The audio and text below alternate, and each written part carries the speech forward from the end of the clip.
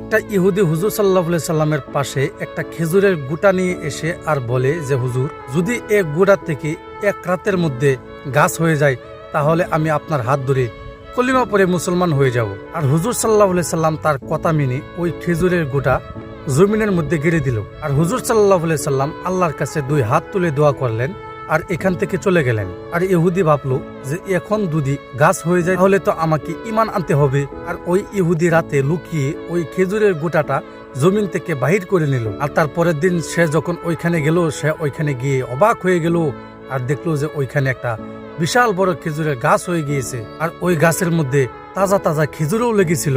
আর সে ওই গাছের থেকে একটা খেজুর পারলো আর খেজুরের ভিতরে সে দেখে কোনো গুটাই নাই। আর সে হুজুর সাল্লাল্লাহু আলাইহি সাল্লামকে বলল যে এই খেজুরের ভিতরেতে কোনো গুড়াই নেই। আর তখন হুজুর সাল্লাল্লাহু আলাইহি সাল্লাম বলল যে এই খেজুরের গুড়া তো তুমি রাতেই এইখান থেকে বাহির করে নিছিলে। আর এই কথা শুনে হুজুর সাল্লাল্লাহু আলাইহি সাল্লামের হাত ধরে ওই ইহুদি কলিমা পড়ে মুসলমান হয়ে গেল।